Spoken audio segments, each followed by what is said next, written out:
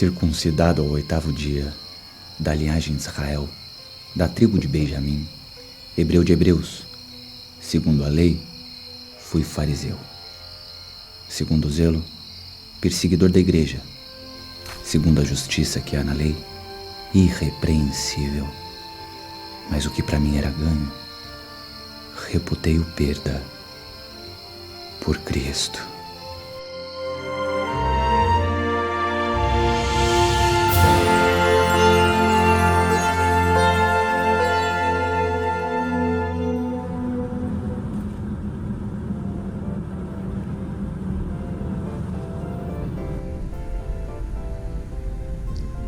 De família judaica, nasceu na cidade de Tarso.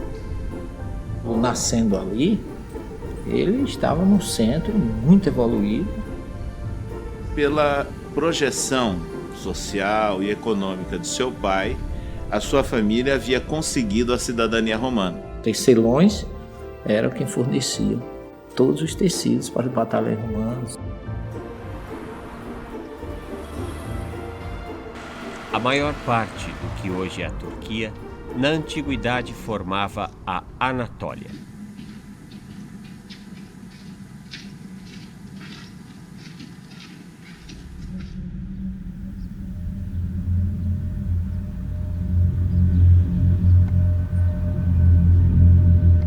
A região, desde a pré-história, tem abrigado sucessivas civilizações.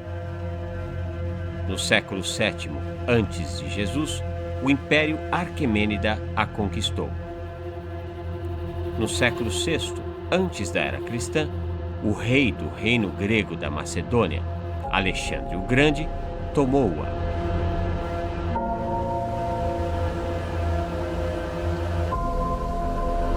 À época de Saulo, toda a região foi anexada a Roma.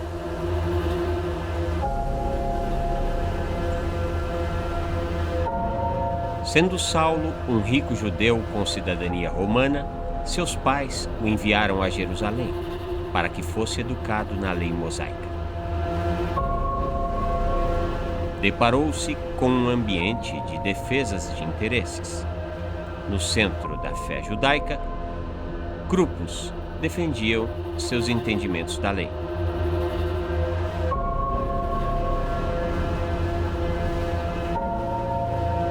Havia ali um dos mais respeitados rabinos de todos os tempos, Gamaliel.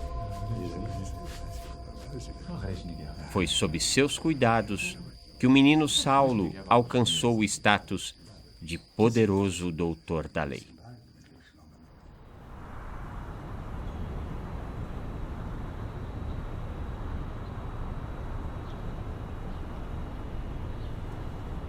Dezesseis séculos antes da Era Cristã, o politeísmo egípcio sofrera um duro golpe.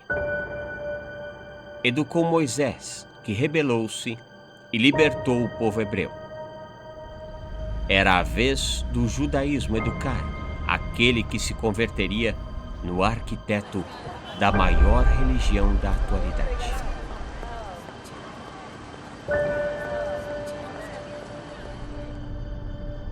Os acontecimentos que marcam a conversão de Paulo se deram pouco tempo após a crucificação de Jesus.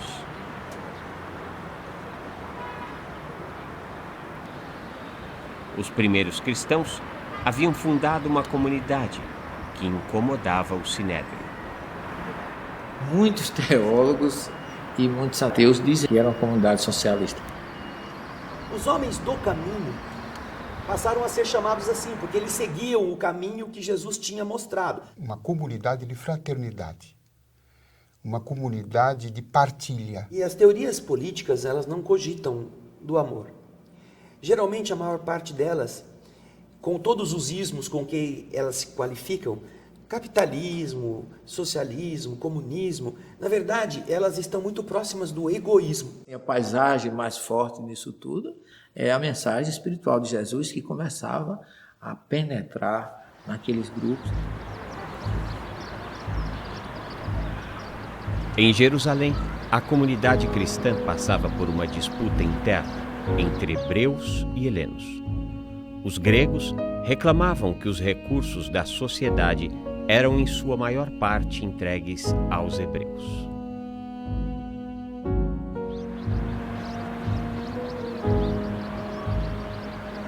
Então escolheram 7 pessoas e Estevão se notabilizou como um desses diáconos.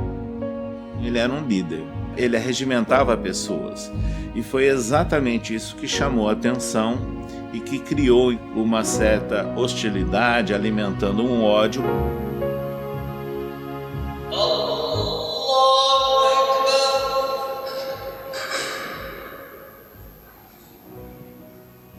Uma religião nos incha, porque nós mexemos com a interioridade. O religioso determina, segundo a sua teologia, segundo o seu ponto de vista, até o futuro dessa pessoa. Há uma outra coisa que incha demais, que é a academia, é a cátedra. Daí a palavra cadeira, cátedra, no grego, que gerou a cátedra acadêmica, que vai gerar a palavra catedral, que é onde ficava a cadeira do bispo, em que ele decidia os pontos fundamentais daquela região. A palavra final é dele, né? Saulo vê a mensagem de Jesus como uma ameaça Inaceitável. Alguém que prega um criminoso. Para ele, na sua concepção, Jesus era da Galileia, local extremamente sem valor. Ele não foi da mesma escola de formação de Paulo, sentado aos pés de Gamaliel, mas ainda foi condenado, morreu entre os ladrões e na morte mais indigna, morte de cruz.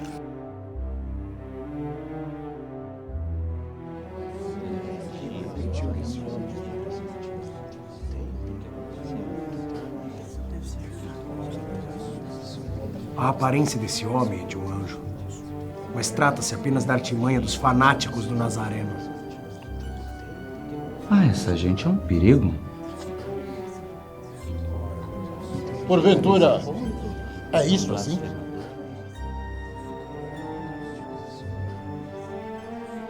Irmãos, homens, pais, ouvi. Deus da glória apareceu a nosso pai Abraão, estando em Mesopotâmia, antes de habitar em Harã. Ele disse: sai dessa terra e dentre a tua parentela e dirige-te à terra que eu te mostrar. E Estevão faz um dos mais belos discursos, resumido, do que era a Torá. Quem segue Jesus de verdade como Estevão seguia, na verdade sente quase uma honra em entregar o máximo que tem, inclusive a vida. Homens de dura cerviz, incircuncisos de coração e de ouvidos, vós sempre resistis ao Espírito de Deus. Assim, vós sois iguais aos vossos pais. A qual dos profetas não perseguiram vossos pais?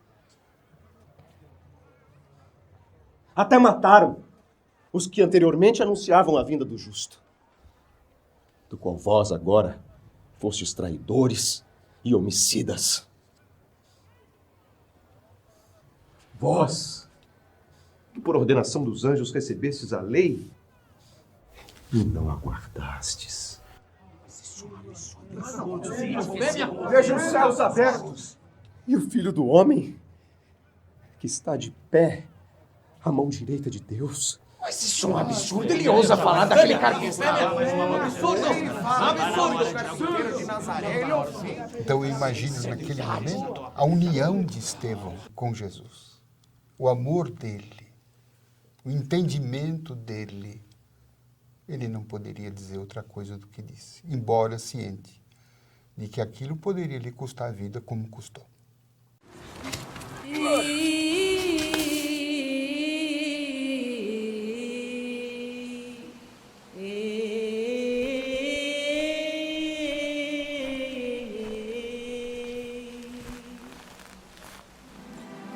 Espero que sirva de exemplo. Eu tomarei para mim a tarefa de proteger a lei.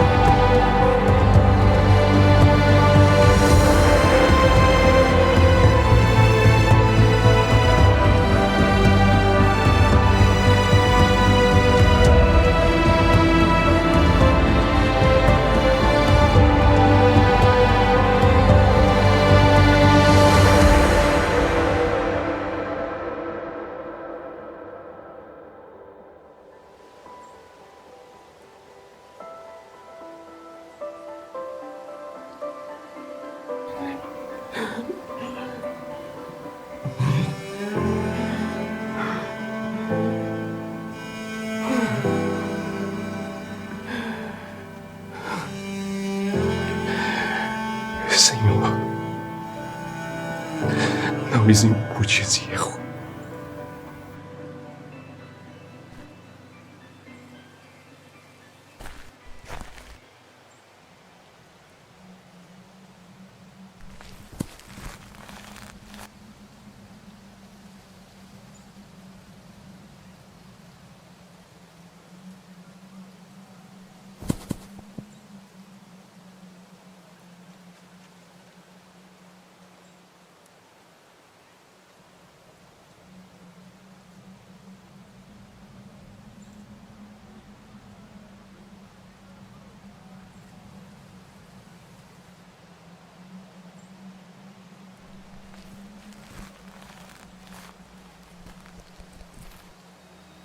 A agressividade que se viu a partir da morte de Estevão, fundamentada no extremismo, é uma prática humana regular. Em todas as épocas, grupos se caracterizaram pelo fanatismo doutrinário. Jesus e Estevão foram assassinados por extremistas que se diziam seguidores de Moisés. Na Idade Média, a Igreja prendeu, torturou e matou em prol do fanatismo cristão. Não há nenhuma religião que escape da estupidez de maus religiosos.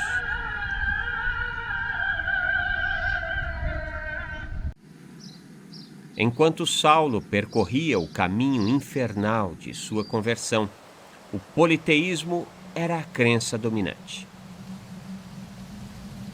Para entender o percurso de fé transcorrido pelo apóstolo, é importante conhecer a história da fé greco-romana.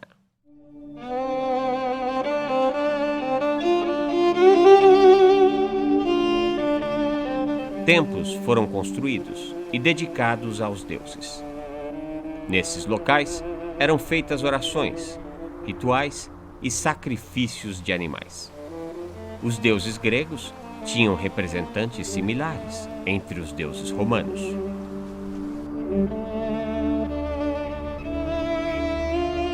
A deusa da caça era Ártemis para o povo heleno. Para os romanos, era Diana. Afrodite para os gregos era a deusa do amor e da beleza. Sua similar romana era Vênus. Existiam diversos deuses e deusas. Cada divindade dominava um determinado aspecto da natureza. Poseidon, por exemplo, controlava os mares e os terremotos.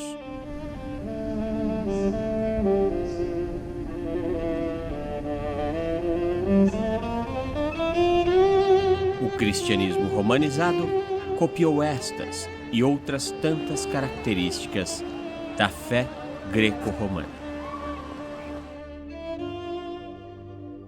As ruínas da igreja de Santa Maria marcam o local onde se deu, em 431 d.C., o primeiro concílio de Éfeso. Aqui, Cirilo, patriarca de Alexandria, com a bênção do Papa Celestino I e a anuência de mais de 200 bispos, retirou Nestório do cargo de arcebispo de Constantinopla e o declarou herege. Dali adiante, aqueles que, como Nestório, negassem que Jesus era Deus e que Maria era virgem, mãe de Deus, deveriam ser excomungados.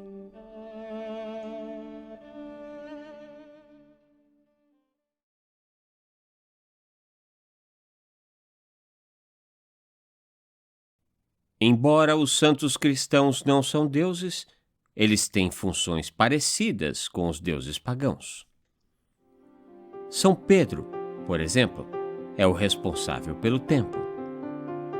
Se Afrodite era a deusa do amor, muito cristão posiciona a imagem de Santo Antônio de cabeça para baixo, para encontrar a cara metade.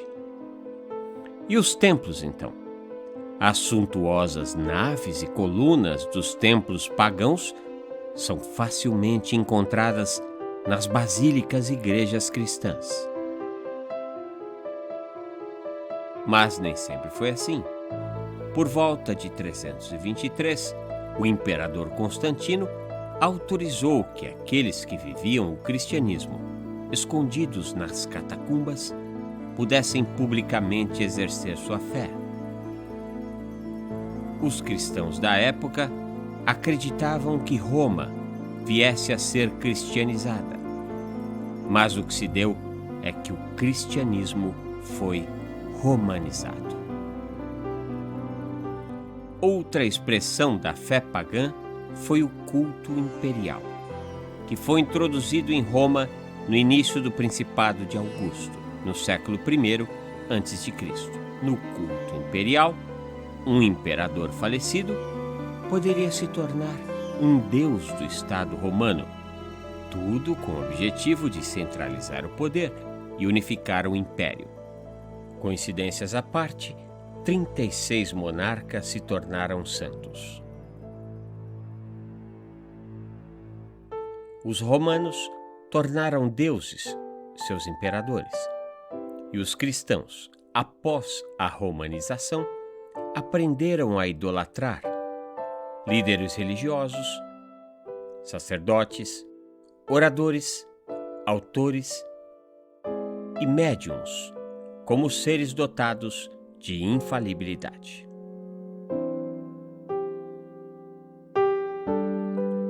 À época de Saulo, fanáticos tentavam destruir no nascedouro a doutrina de amor. E, curiosamente, o Dr. Saulo foi um dos primeiros expoentes a atuar na descontinuação da mensagem de Jesus, prendendo, torturando e assassinando o rebanho dos que seguiam ao Nazareno.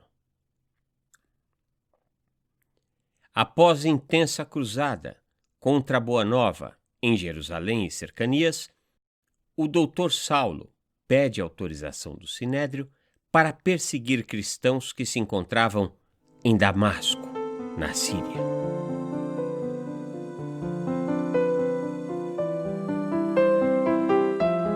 Então acontece aquele instante famoso na vida dele e também muito importante na vida de todos nós, quando a gente chega ao fundo do poço e descobre que está lá. A arrogância dele, toda a vaidade dele, toda a prepotência, toda a ira dele é desmontada.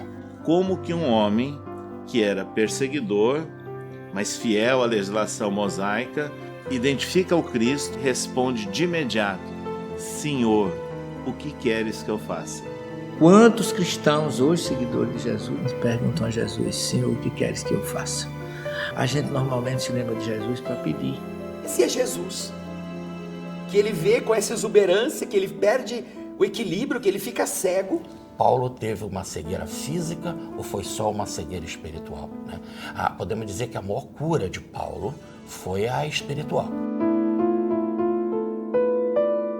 Os valores foram totalmente invertidos. O judeu ortodoxo da tribo de Benjamim, fariseu, passa então a ser agora um homem que foi curado por aqueles que ele perseguia.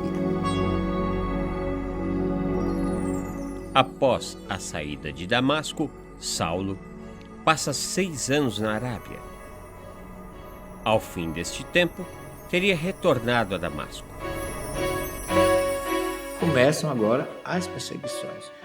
Ele foi visitar a sinagoga.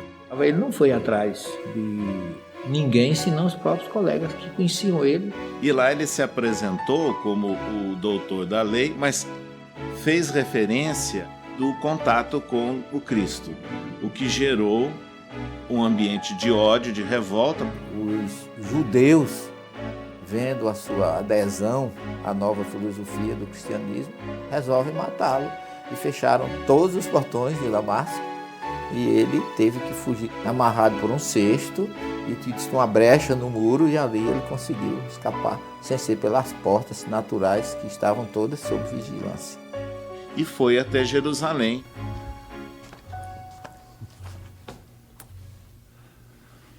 A paz seja convosco, Saulo. E convosco, Barnabé. Eu vou levá-lo aos demais membros. Mas entenda, todos ainda aguardam ressalvas ao seu respeito.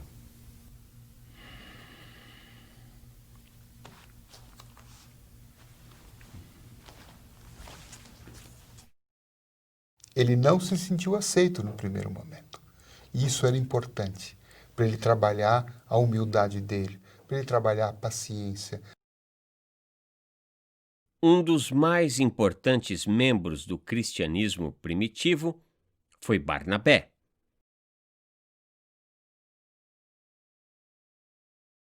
Natural do Chipre, teria vendido suas terras por lá e doado os recursos para a comunidade cristã de Jerusalém.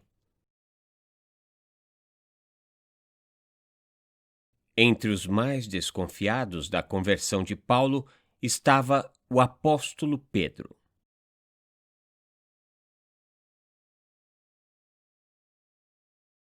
Saulo foi para Tarso, onde teria ficado por 10 anos, e Barnabé para Antioquia, onde havia vastas possibilidades de recursos e de conversão de seguidores.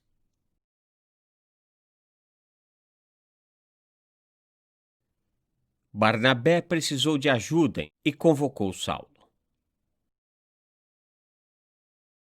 Antioquia é uma das cidades mais importantes da história cristã. O respeitado historiador romano do primeiro século, Flávio Joséfo, descreve a região como a terceira maior cidade do Império, que se tornou o principal centro comercial e industrial da Síria romana. Era a principal porta do Oriente.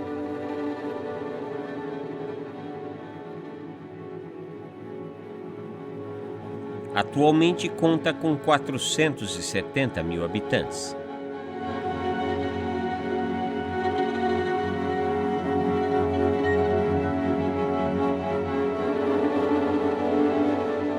A Gruta de Pedro é um dos poucos lugares preservados do que restara da antiga Antioquia cristã.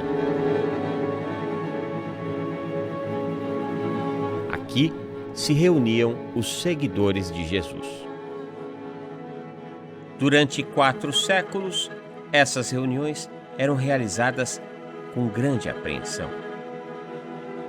No local, túneis ofereciam rotas de fuga contra a invasão romana. Foi em Antioquia que, pela primeira vez, os seguidores de Jesus passaram a ser chamados de cristãos. E foi também nesta cidade que, em uma reunião mediúnica, eles se reuniam, jejuavam, oraram, e aí o Espírito que estava presente escolheu Barnabé, pediu para separar Barnabé e Saulo para o trabalho. E assim estes, enviados por um Espírito superior, desceram até a região da Seleucia.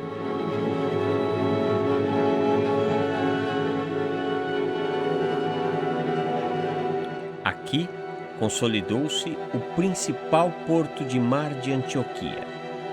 Ainda pode-se ver as ruínas do porto por onde partiram, com destino ao Chipre, Paulo, Barnabé e seu sobrinho e futuro evangelista, João Marcos. Passaram por Salamina e seguiram a caminho de Pafos, um dos maiores centros de peregrinação do antigo mundo grego. Em Pafos, o ex-doutor da lei impressionara o procônsul Sérgio Paulo. Paulo, eu tenho me interessado por suas narrativas acerca do profeta Nazareno. Fale um pouco desse homem para nós. Ele é a luz. A luz que brilhou na terra para nunca mais se apagar.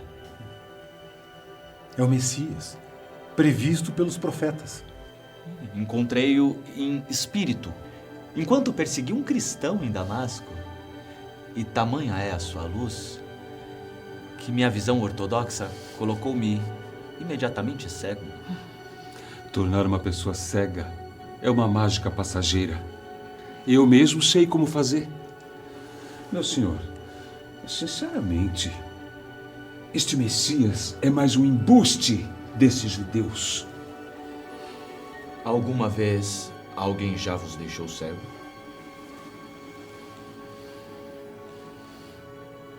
Eu sei como fazer mágicas. E sei me defender delas também. Oh, filho do diabo. Cheio de todo engano e de toda malícia, inimigo de toda justiça, não cessarás de perturbar os retos caminhos do Senhor. Eis aí, pois agora contra ti, a mão do Senhor.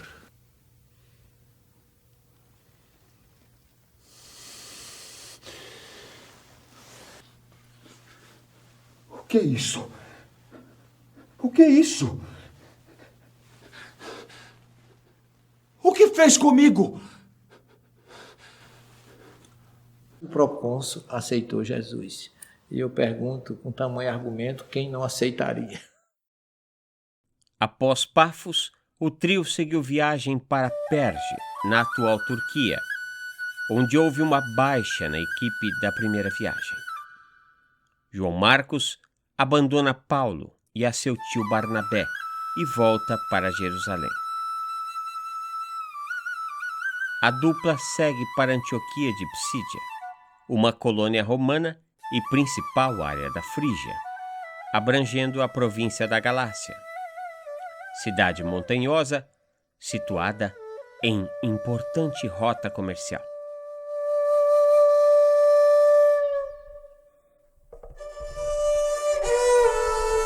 Falando sobre Jesus na sinagoga da cidade, Paulo despertou a ira de alguns judeus fanáticos e, a partir de então, decide que sua missão seria junto aos gentios.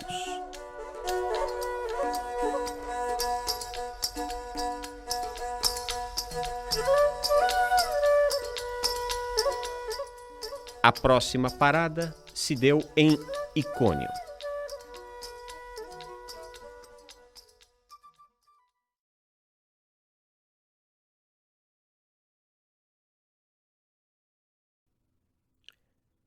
Na Turquia do século XXI, há muito poucos cristãos.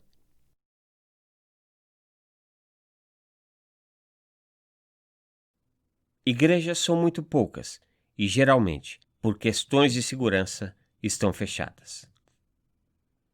Não muçulmanos são bem-vindos à Turquia, preferencialmente para fazer turismo. E o país faz fronteira com a Síria, onde cristãos são assassinados por grupos de extremistas muçulmanos.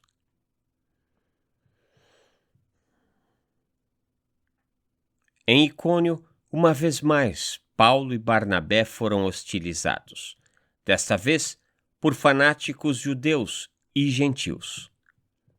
Restou seguir viagem, passando por Derbe e chegando a Listra. Por estas terras, Paulo curara um homem deficiente por nascença. Quando os habitantes viram que o homem andava, passaram a crer que o deus Júpiter personificou-se em Barnabé e o deus Mercúrio em Paulo. O sacerdote de Júpiter trouxe grinaldas e touros para sacrificar aos dois deuses feitos homens. Paulo e Barnabé não aceitaram a oferenda, nem tampouco o título de deuses ou pessoas especiais. A não aceitação da idolatria custou caro à dupla. Foram apedrejados e tidos como mortos, jogados para fora da cidade.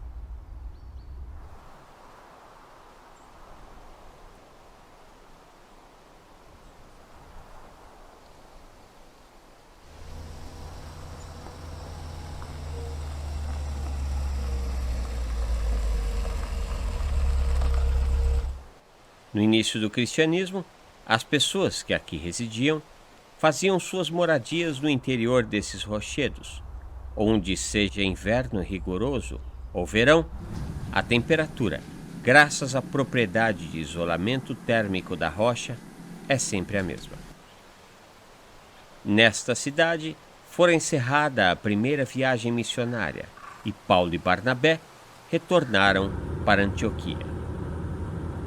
E essa primeira viagem serviu para um autoconvencimento que a mensagem que ele tinha era uma mensagem importante e que ia ter muita adesão daqueles que conhecessem a nova filosofia defendida por ele. É com grande satisfação que eu divido com os irmãos que a nossa viagem junto às comunidades da Galácia e da Frígia foi cheia de júbilo para as obras do Nosso Senhor. Divulgamos a Boa Nova primeiro aos irmãos judeus, e uns tantos se convenceram de que Jesus é o Messias predito nas Escrituras Sagradas. Entretanto, a rigidez e o apego à lei mosaica fez com que experimentássemos, por parte de alguns, uma forte resistência, e fez com que falássemos aos gentios. Será? Sim, é como estão a ouvir. Jesus foi apresentado a gente incircuncisa. Não vos preocupeis por termos divulgado a Boa Nova a gente não circuncidada. Já havia se passado 20 séculos desde a imposição da circuncisão, quando Deus pede a Abraão: E circuncidareis a carne do vosso prepúcio, e isto será por sinal da aliança entre mim e vós. Como é que ele impôs alguém que nem conhecia Jesus, começando fazendo uma cirurgia? Ele não ia ter muitos adeptos. Paulo trabalhou com algumas mulheres que foram adesas também, aceitaram, mas o eixo dele era o homem.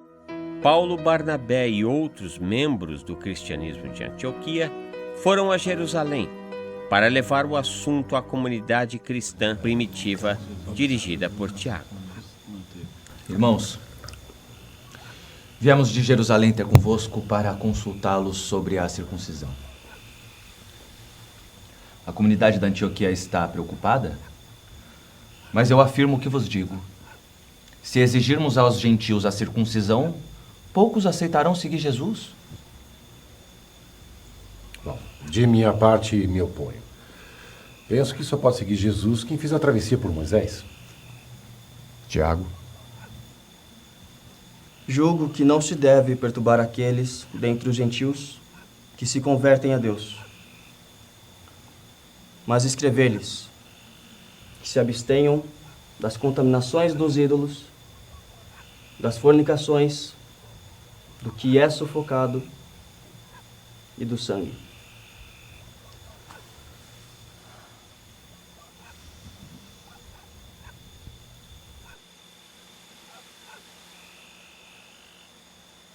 Era uma dificuldade muito grande para Paulo.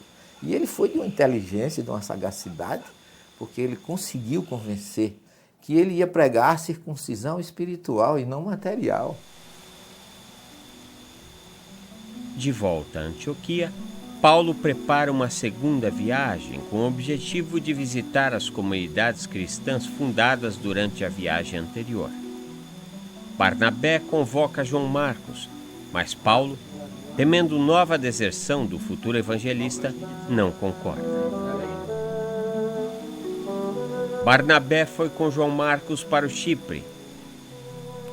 Paulo parte para a segunda viagem missionária, tendo como parceiro Silas, da comunidade de Jerusalém. Logo no início da viagem, Timóteo se reúne à dupla. Passaram por Tarso, Derbe, Listra, Icônio e Antioquia de Psídia. Esperavam ir para a região da Bitínia, mas Jesus se manifestou, convidando-os para irem para a região da Frígia.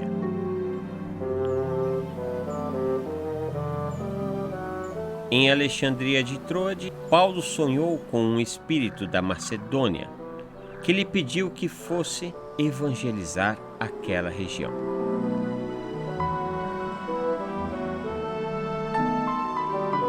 Alexandria de Troade era um local da Anatólia, de onde saíam embarcações para a Macedônia, e vice-versa.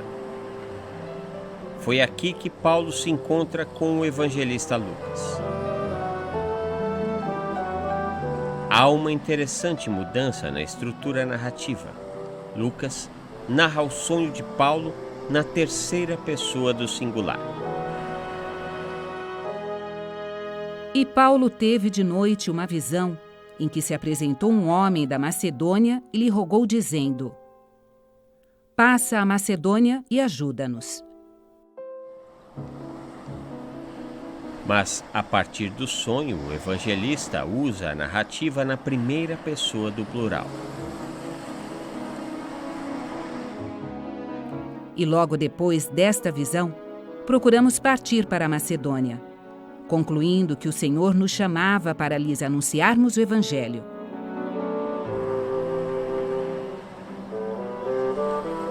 Aqui pode-se ver alguns vestígios do que há 2 milênios era o porto de Alexandria de Troade. Deste lugar, Paulo, Silas, Timóteo e Lucas seguiram rumo à Macedônia.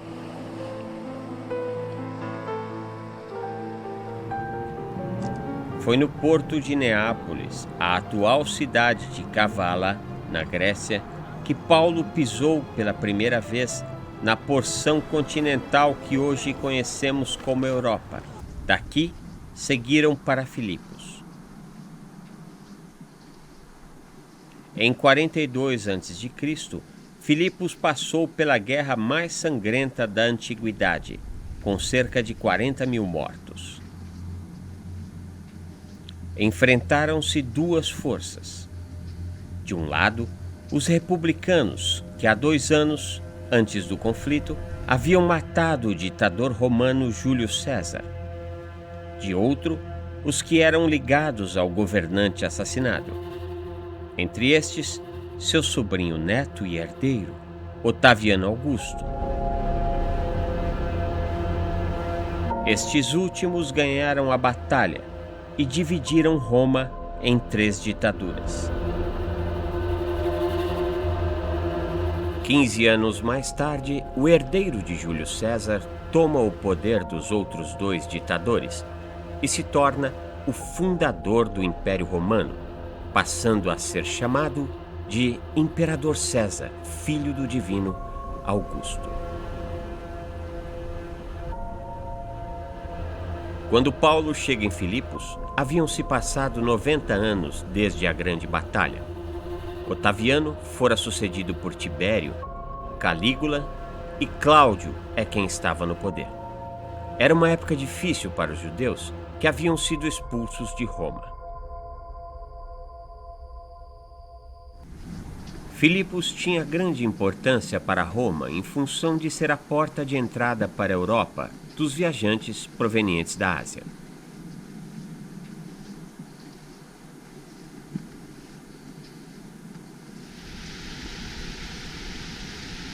Paulo e seu grupo, em um dia de sábado, saíram da cidade em direção ao rio Ganges.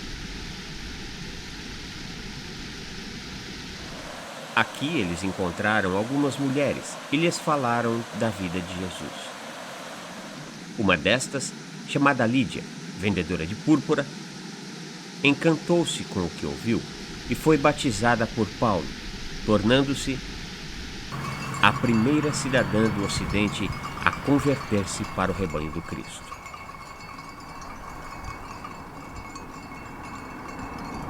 Em Filipos se deu um dos grandes eventos da vida de Paulo.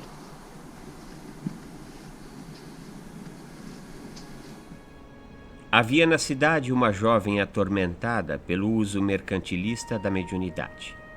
Fazia adivinhações e seus senhores engordavam lucros com a irresponsabilidade mediúnica. Paulo orientou, evangelizou e conduziu o espírito que estava com ela.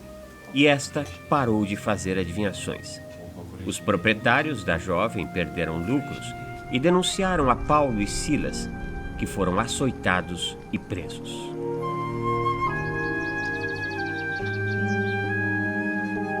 Estes são resquícios da prisão de Filipos. Muito provavelmente foi aqui que Paulo e Silas ficaram encarcerados.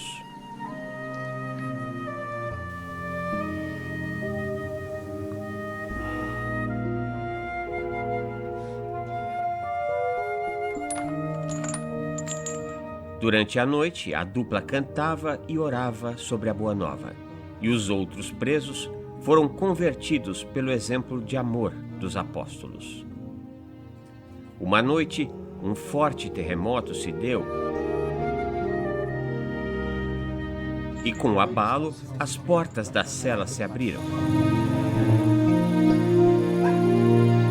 O carcereiro, temendo ser punido em razão da fuga dos presos, tirou uma espada para matar-se.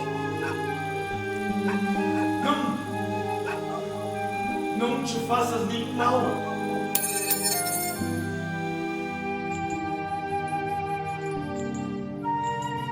Todos aqui estamos.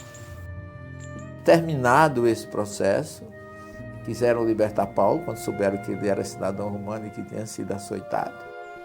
A maior parte dos teólogos acredita que Lucas e Timóteo ficaram em Filipos, organizando ali as bases de uma comunidade cristã. Silas e Paulo seguiram viagem a caminho da Tessalônica. Atualmente, a segunda maior cidade da Grécia, com cerca de 1 milhão de habitantes.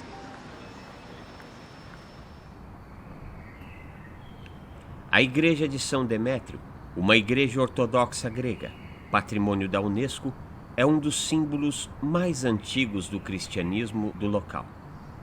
Ostenta a atual estrutura desde o século VII, mas uma pequena parte da igreja foi construída no século IV.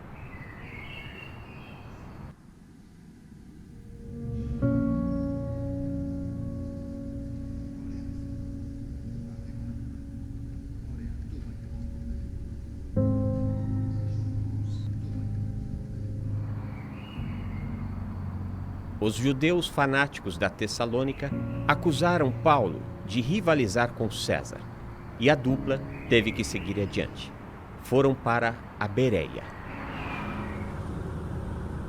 a cidade mais antiga da Grécia.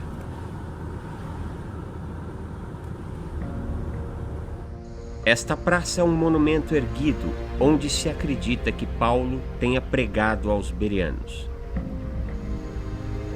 Inicialmente foi bem aceito, mas o sucesso da dupla durou pouco. Os extremistas de Tessalônica vieram incitar os bereanos contra Paulo. Restou ao apóstolo fugir uma vez mais.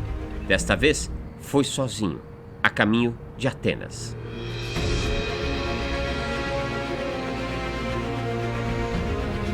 Em Atenas, Paulo não sofreu perseguições e ameaças, experimentando, na verdade, a indiferença total. Pregava nas sinagogas e em praças públicas, mas era como se falasse ao vento.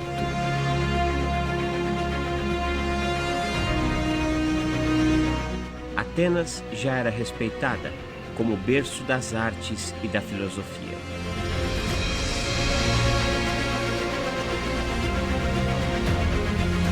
Ali nasceram e viveram Sócrates e Platão.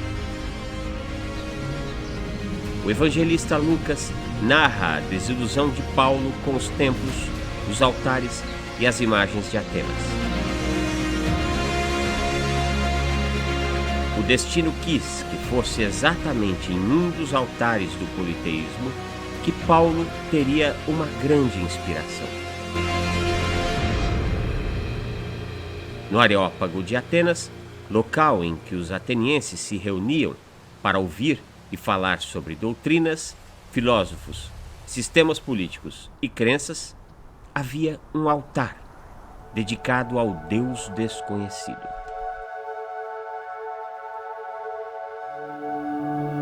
Paulo tomou a palavra e falou de Jesus, um homem que ensinou a chamar de Pai a divindade que os atenienses não conheciam. Somente 2 pessoas se interessaram, Dionísio e Dâmaris. Dionísio foi preparado para trabalhar pelo cristianismo em Atenas. Essa era uma estratégia usual de Paulo. Fundava comunidades deixando nestas líderes locais de boa reputação e eloquência. Paulo seguiu para Corinto.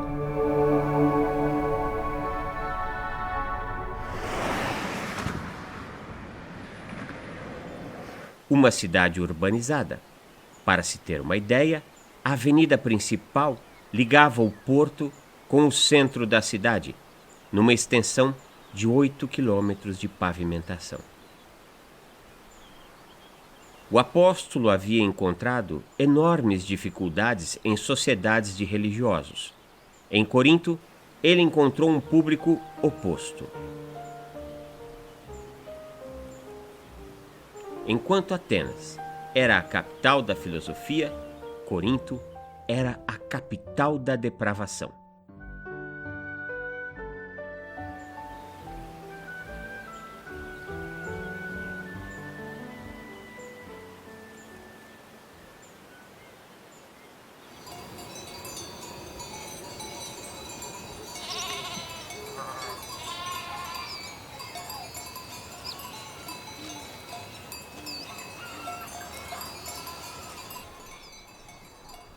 Corinto tem a menor porção de terra entre o mar Egeu, do lado de cá, e o mar Jônico, do outro lado. Os navios, que navegavam do Ocidente ao Oriente e vice-versa, atracavam em um dos lados da costa. Eram descarregados, escravos levavam as mercadorias por terra para o outro lado, onde eram embarcados em outros navios. Essa era uma maneira de encurtar as viagens. Caso contrário, os navios percorreriam uma distância marítima muito maior.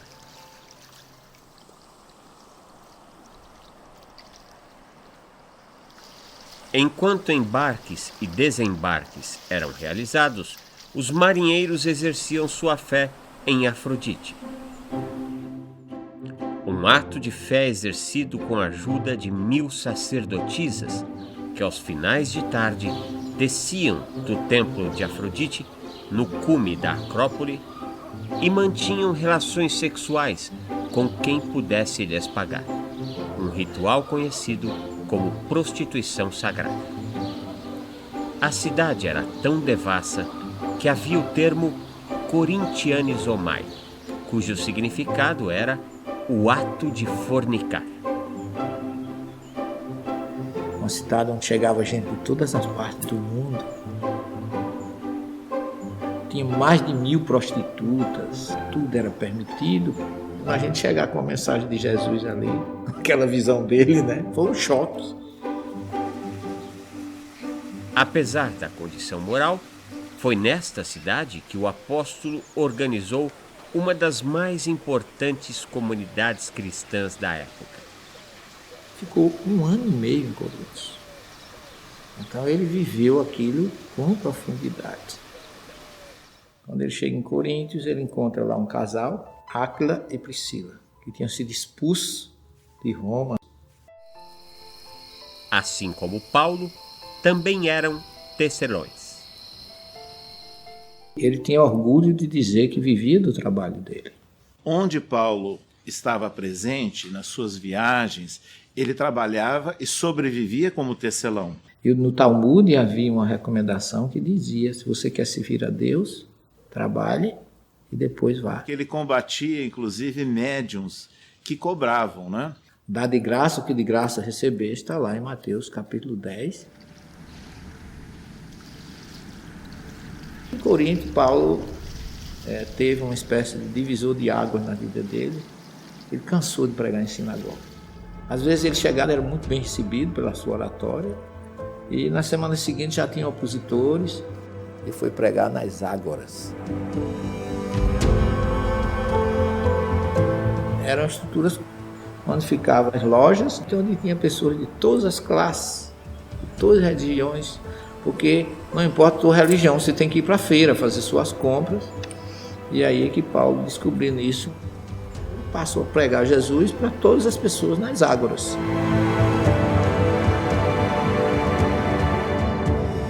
pessoas influentes da cidade passaram a converter-se. O sucesso de Paulo irritou bastante os judeus fanáticos de Corinto, que o denunciaram junto ao procônsul romano Gálio. Neste local teria se dado o julgamento, estando Paulo na parte de baixo e o procônsul acima.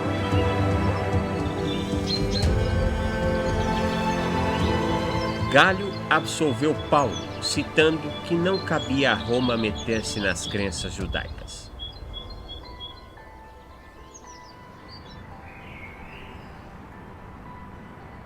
Em Corinto, Paulo recebeu a visita de Timóteo, vindo da Tessalônica.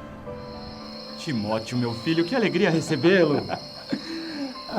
Trago boas novas de Tessalônica, Paulo. A comunidade cristã só faz crescer. Muitos avanços se deram desde que lá estiveste.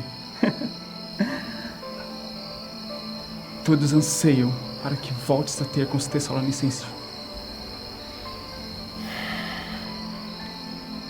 Por ora não tenho como retornar para ver nossos irmãos. Receio que precises, Paulo. Todos têm por ti um grande apreço. Precisam da sua presença para que não esmoreçam.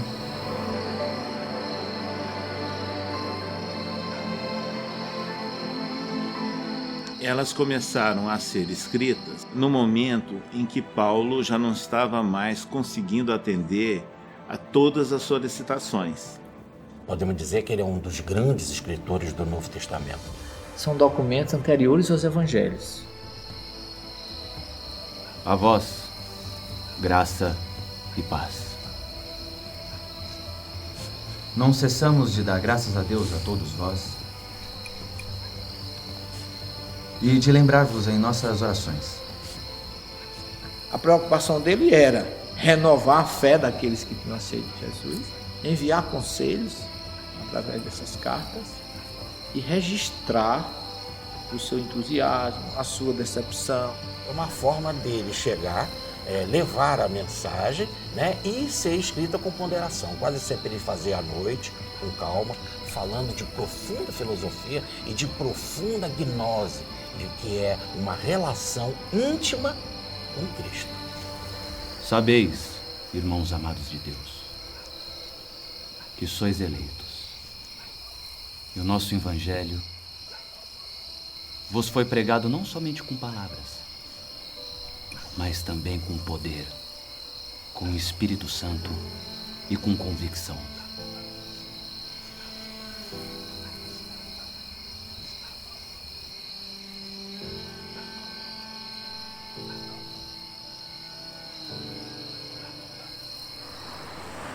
Após 1 ano e meio de estada em Corinto, Paulo partiu daqui, do porto de Cencreia, para Éfeso, levando consigo Priscila e Áquila. O casal se estabeleceu junto aos efésios. De Éfeso, Paulo partiu para Cesareia, Jerusalém, e retornou para Antioquia, concluindo assim a segunda viagem missionária. Seguiram-se 2 anos em Antioquia, onde não são citadas perseguições. Entretanto, o apóstolo não aceitava as zonas de conforto e partiu para a terceira viagem.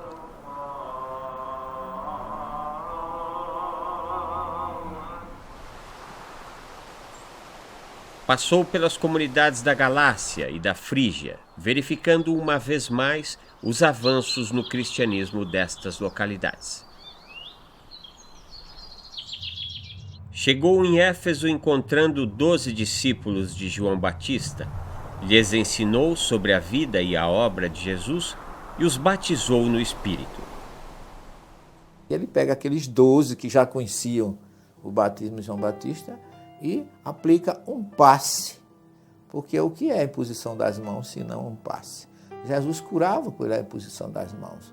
Então Paulo trouxe um magnetismo do batismo espiritual que ele recebia, como ele mesmo diz, do próprio Cristo.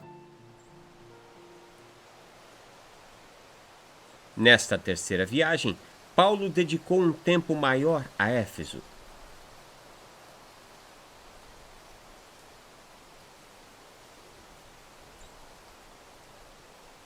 O geógrafo e historiador do primeiro século, Estrabão, descreveu Éfeso como sendo o maior centro de comércio exterior da Ásia.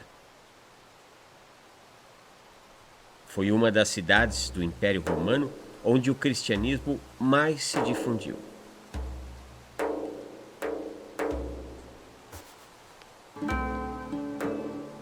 A cidade foi construída no século X a.C. e era a segunda maior do mundo.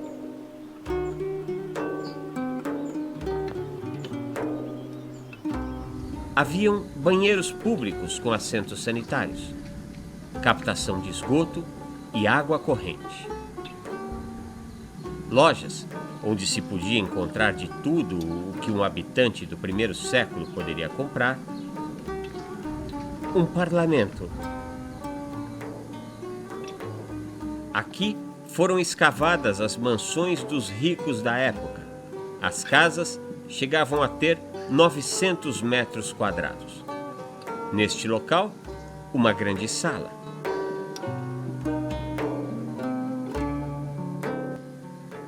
Nessa casa, pode-se ver os tanques de banho.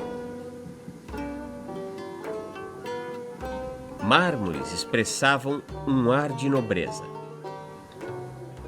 E os afrescos demonstram a arte e a espiritualidade pagã.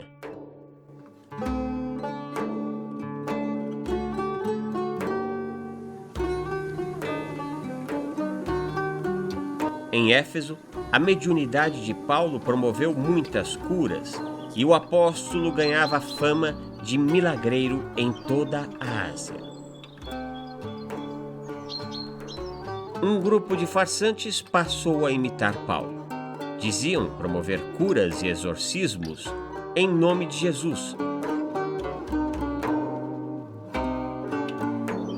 Um homem obsedado partiu violentamente contra o grupo, dizendo: Eu conheço quem é Jesus, eu conheço quem é Paulo, mas vocês quem são? Paulo falava de Jesus, mas por quê? Porque ele tinha autoridade para isso. Ele morria, ele ia preso, e ele nunca disse: eu não vou seguir esse homem porque eu só apanho. Infelizmente hoje, muita gente quer se servir de Jesus para ter bens materiais, para ser bem sucedido. Então é preciso que haja autoridade, simplicidade e exemplo para poder se ter autoridade sobre os espíritos obsessores. Os efésios tinham adoração pela deusa da caça Diana. E a venda de estátuas, bustos, adornos dedicados a esta e outros deuses era importante fonte de renda. Paulo estava convertendo politeístas em cristãos. Por conta disso, os artesãos do paganismo não estavam nada felizes. Éfeso tinha um ourives muito famoso chamado Demétrio. Ele sentiu o seu lucro ameaçado. Levantou um grupo para ir assassinar Paulo. E Paulo é uma das vezes que Paulo é preso, mas foi preso pelo governador de Éfeso, ou prefeito, para não ser morto. Porque que desculpa ele ia dar a Roma, que um cidadão romano tinha sido morto em Éfeso. E aí, a partir desse episódio, ele pega a estrada do Porto, que ficava exatamente entre a ágora onde ele tinha a loja dele e a casa onde ele morava. Paulo era muito perspicaz nisso. Até o lugar que ele morava, ele já pensava na necessidade de uma fuga e de ter um escape mais fácil.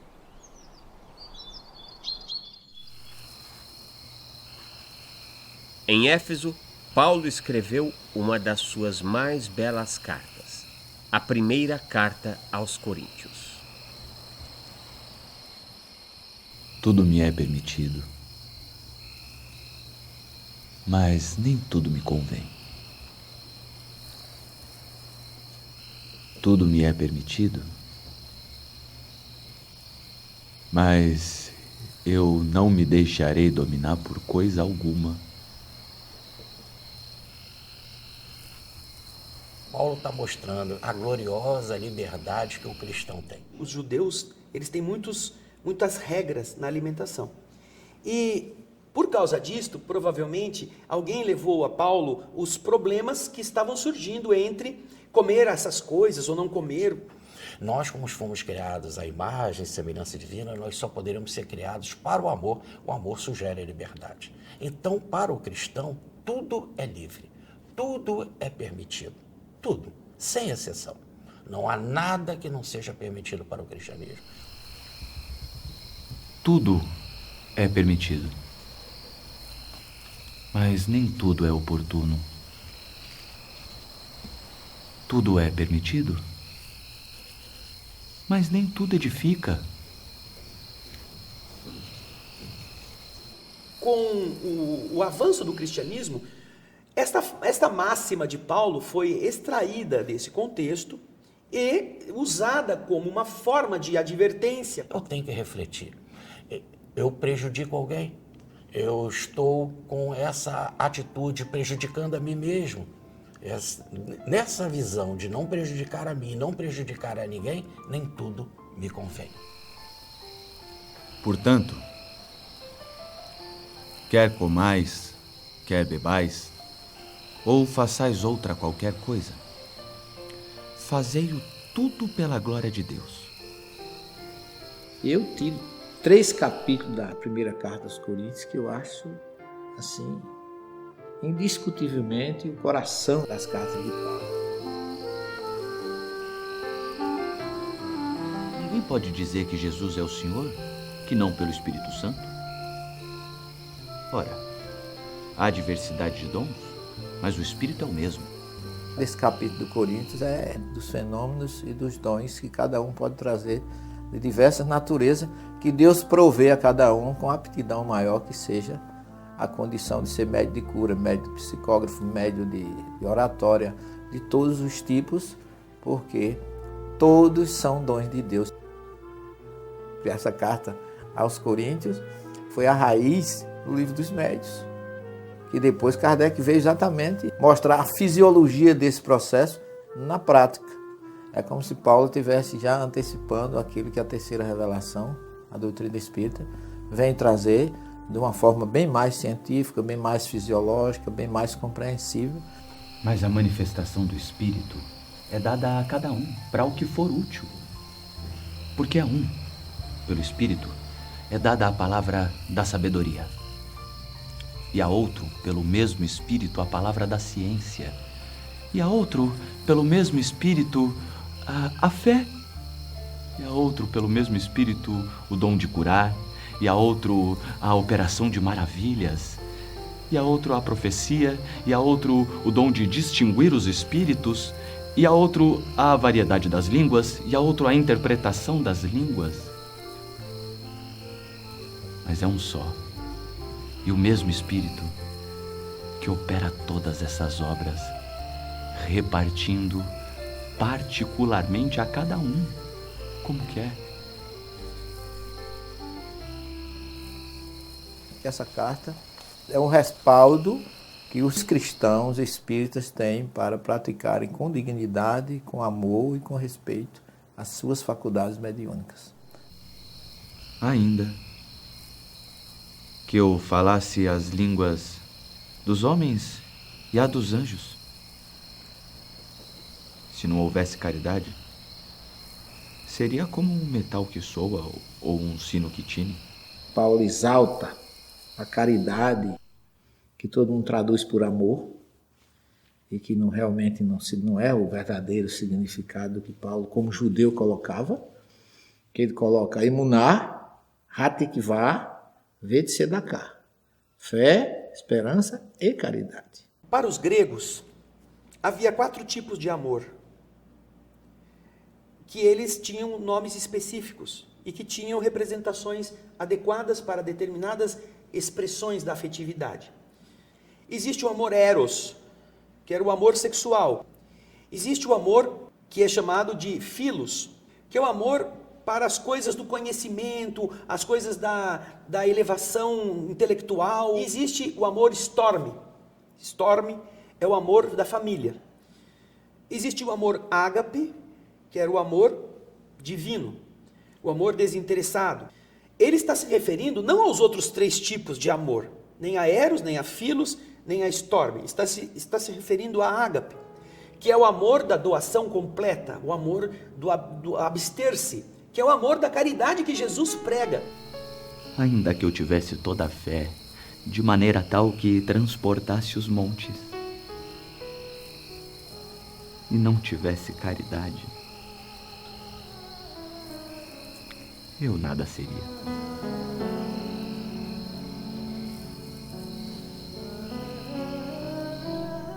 Então ele fala que tudo que você fizer, se você não tiver a caridade, que é a justiça, tolerância e a indulgência, como fala o Espírito da Verdade.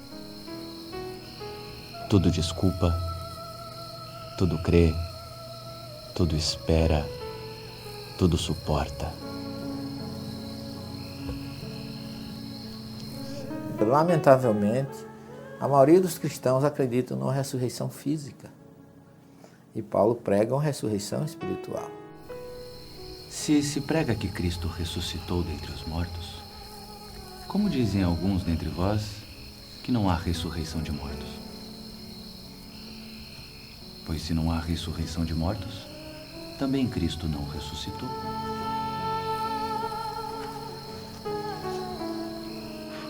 Que Paulo era judeu, e se fala muito em Terriat Hametim, que é a expressão significa revivência dos mortos no original.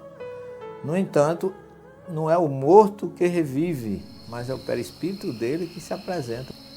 Testemunhamos de Deus que ressuscitou ao Cristo, ao qual, porém, não ressuscitou. Se na verdade os mortos não ressuscitam.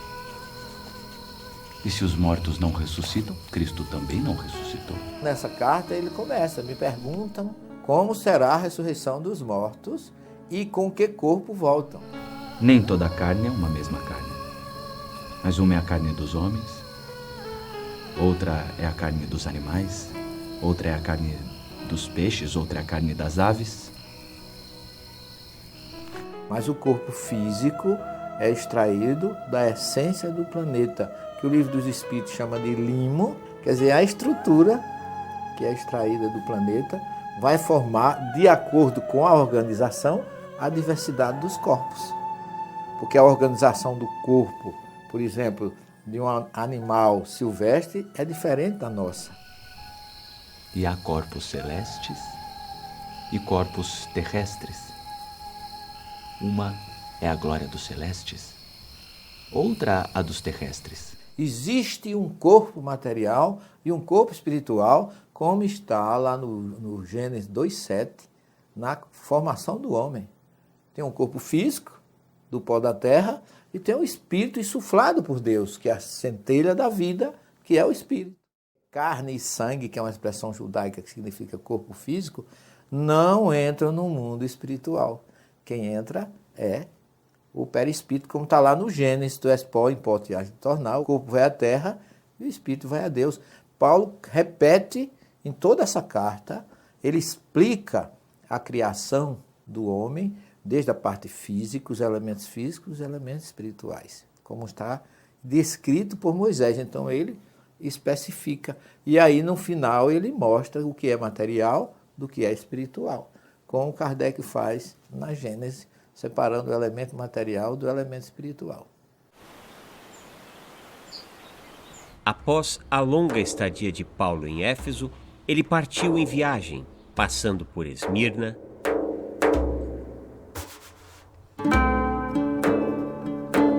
Pérgamo,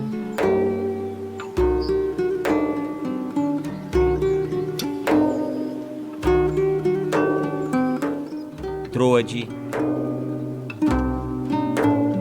Macedônia,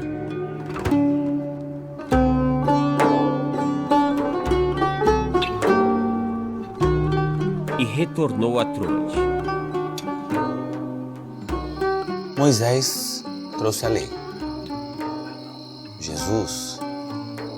Jesus trouxe o amor, porque só é possível seguir a lei quando antecipamos o amor de Deus para conosco. Por onde ando, tenho dado testemunhos do quanto Jesus transformou a minha alma, e o meu testemunho se uniu à fé de vós. e juntos temos feito maravilhas em nome do Senhor. Mas, meus irmãos, meu trabalho convosco está completo.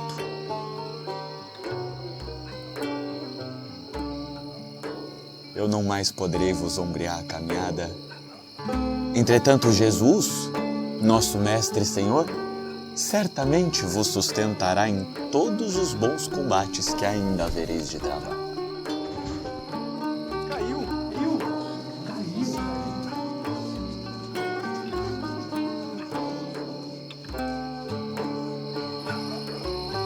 E o Eclesiastes diz que enquanto o cordão de prata estiver ligado ao corpo físico, não aconteceu a morte. Ele sentiu, pela sua sensibilidade mediúnica, que ele tinha condições de ressuscitar. Na verdade, ali ele fez o espírito da energia vital, com o próprio espírito, reanimar o corpo de Eutico. Não vos preocupeis, pois a sua alma nele está. E foi considerado uma proeza que ficou marcado na história.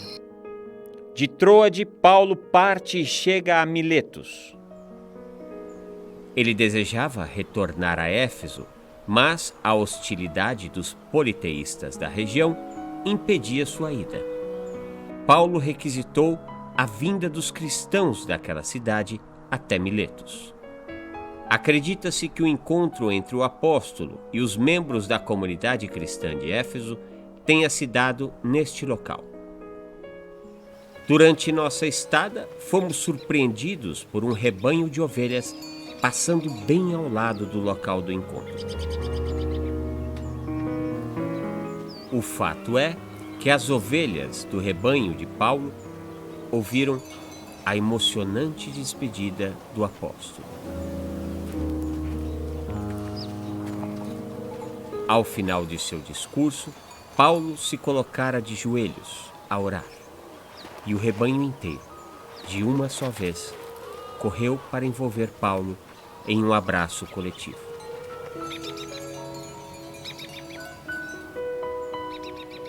Os cristãos de Éfeso se abraçam a ele, é uma comoção. Então eu considero aí um fechamento espiritual muito forte. Então ele termina essas 3 viagens com a consciência muito tranquila e muito feliz. Por isso que ele já não se preocupava mais de ser ou não morto.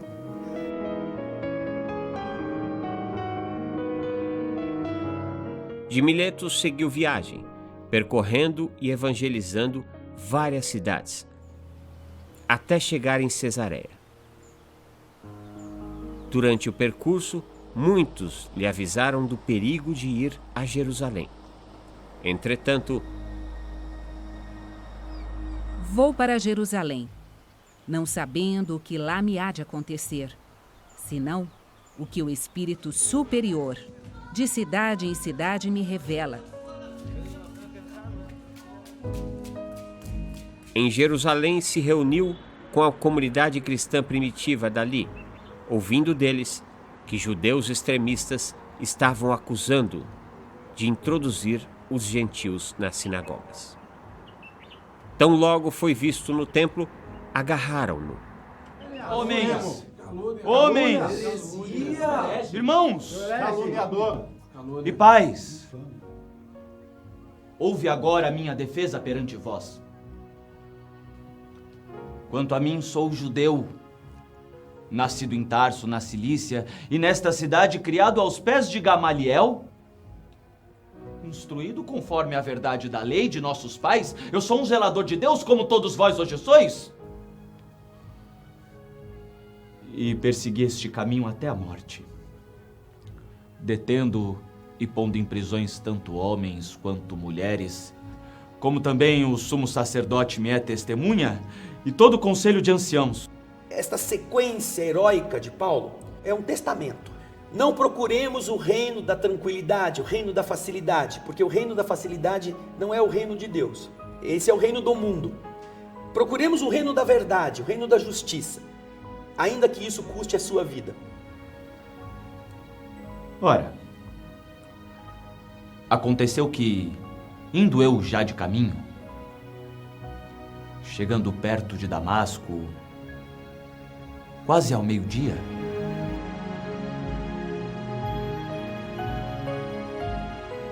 uma grande luz me rodeou dos céus. Mentiroso! Impostor! Blasfêmia! E eu caí por terra. E uma voz me disse: Saulo, Saulo, por que me persegues? E eu respondi-lhe: Quem é, Senhor? E ele disse-me: Eu sou Jesus, Nazareno, a quem tu persegues. Traidor. A turba se enfureceu, da mesma forma que aconteceu quando Jesus foi preso, a mesma coisa com Estevão, quando foi apedrejado. Paulo é preso e levado para Cesareia. 3 anos se seguiram, tendo passado seu caso pelos governadores romanos da Judéia, Félix, e seu sucessor, Festo. O rei Agripa II, após analisar a situação do detido, afirmou que o apóstolo quase o convencera a se tornar cristão. O rei desejava libertá-lo, mas o detido havia apelado a César. Eu creio que Paulo apelou para ir para Roma. Em Roma havia uma quantidade imensa de cristãos, e aí eles embarcam. Só que ocorre uma tempestade muito grande, foram jogando comida no mar, foram desocupando o navio do peso, mas isso não evitou que eles acabassem naufragando. Estavam na ilha de Malta. Paulo saiu em busca de gravetos para uma fogueira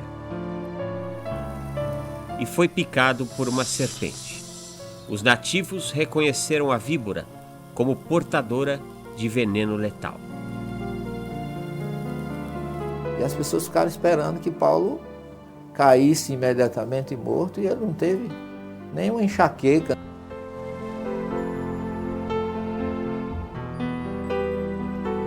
Curou todos os doentes da ilha enquanto estava ali.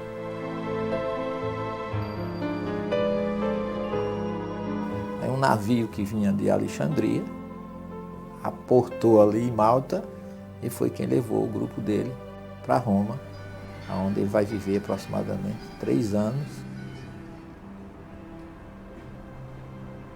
Paulo teve que alugar, às suas custas, em um bairro judeu em Roma, uma casa que lhe servisse de prisão domiciliar, e um soldado foi designado a vigiá-lo. O soldado aderiu ao cristianismo, já ficou amigo de Paulo.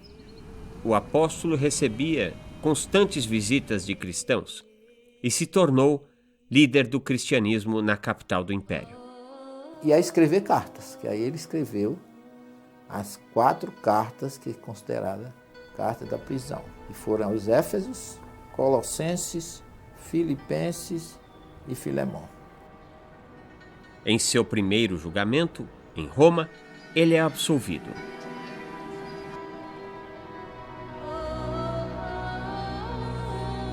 Mas aí veio o incêndio de Roma e Nero, a sua insanidade, botou a culpa dos cristãos, e Paulo fazia parte como chefe, Paulo e Pedro.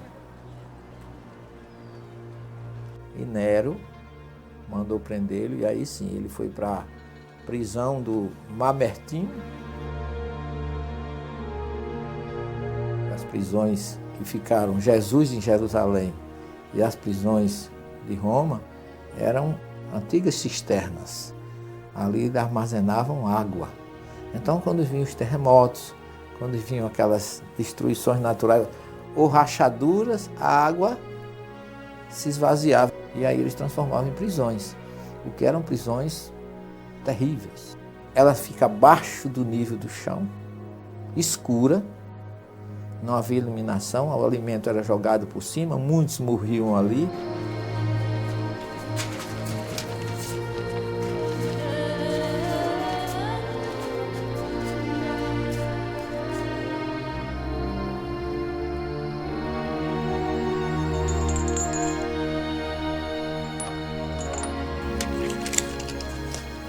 Eu posso me despedir?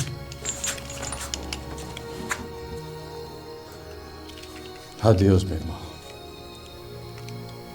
Não é adeus.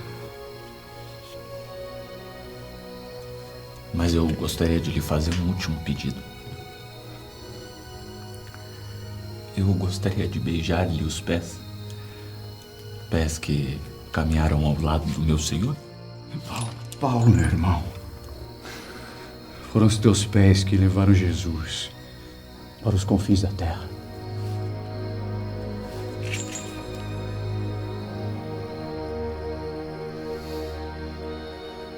No livro de Atos, Lucas não narrou a morte de Paulo de Tarso, e muito pouco com relação à prisão. Ninguém sabe se ele morreu também, porque por isso que não narrou, ou porque Lucas não estava na prisão. Em Roma, um lugar em especial guarda a lembrança do apóstolo dos gentios. A Basílica de São Paulo de Extramuros, que fica próxima ao local onde Paulo teria sido decapitado. Segundo afirmam, o corpo que lhe pertencera fora enterrado sob a belíssima basílica.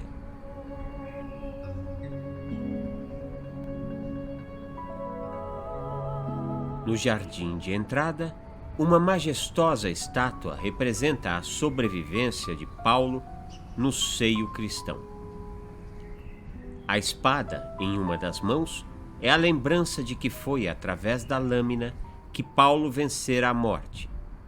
O livro, na outra, lembra que ele é o autor do Novo Testamento com mais livros escritos.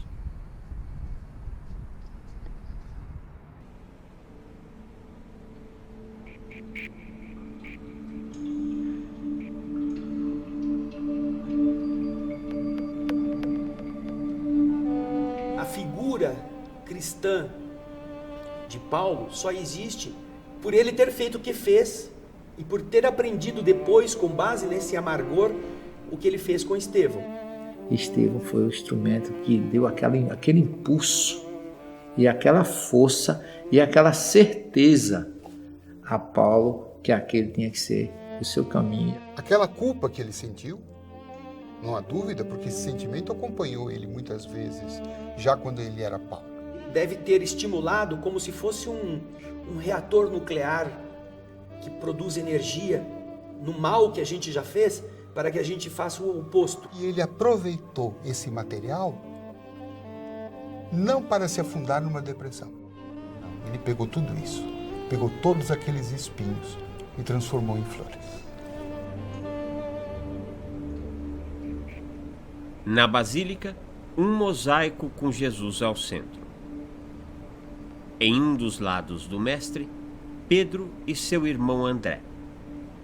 Do outro lado, Lucas, o evangelista que narra a trajetória dos apóstolos do cristianismo primitivo, e Paulo, que mereceu do artista que assinou a obra uma especial deferência.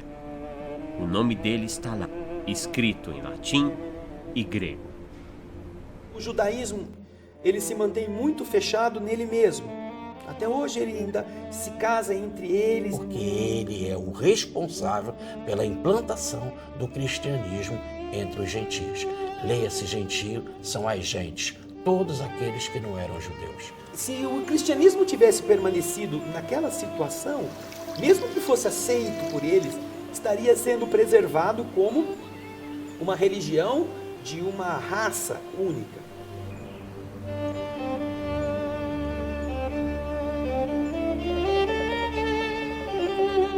O ponto diferencial está em Gálatas capítulo 1, versículo 15. Antes de eu entrar no ventre da minha mãe, eu já era escolhido. Esse é o diferencial. O diferencial está no planejamento espiritual. Ele já veio com essa marca.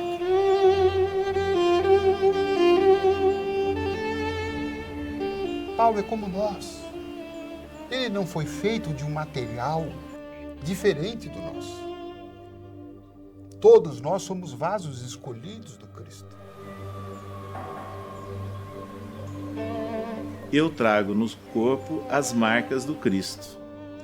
E agora não sou eu mais quem vive, é o Cristo que vive em mim. Então ele venceu todos os limites. Um apóstolo que não viveu com o Mestre, mas que fez tudo o que poderia ter feito por ele, dando a própria vida para que a mensagem dele não fosse perdida. Porque um homem que caminhou 12.800 quilômetros a serviço do Cristo, sem cobrar nada, trabalhando para ter o seu sustento.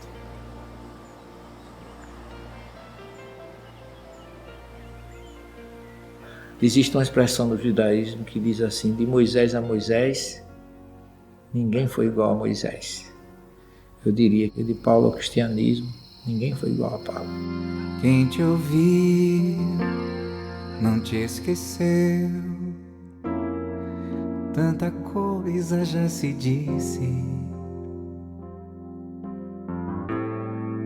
como se te conhecessem como eu, que te guardei em mim. O teu olhar eu nunca vi, tua voz quem dera ouvisse. O que sei é dessa paz que se acendeu quando eu cantei assim.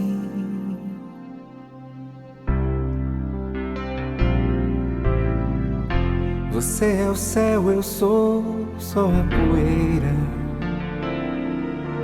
Eu sou cigarro, você é a estrela verdadeira. Você é tanto e eu tão pouco, ou quase nada. No teu colo sou só alguém chorando.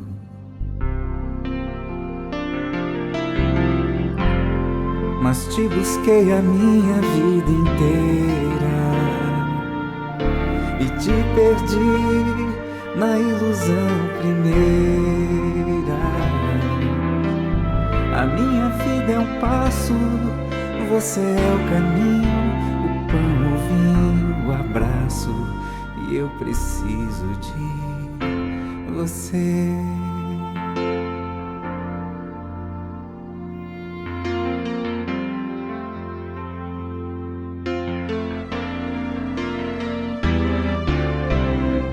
Você é o céu, eu sou só a poeira. Eu sou cigarra, você é a estrela verdadeira. Você é tanto e eu tão pouco, ou quase nada. No teu colo sou só alguém chorando.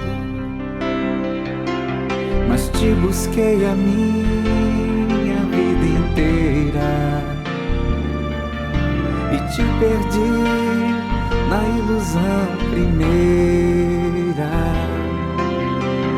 A minha vida é um passo, você é o caminho, o pão, o vinho, o abraço, e eu preciso de você.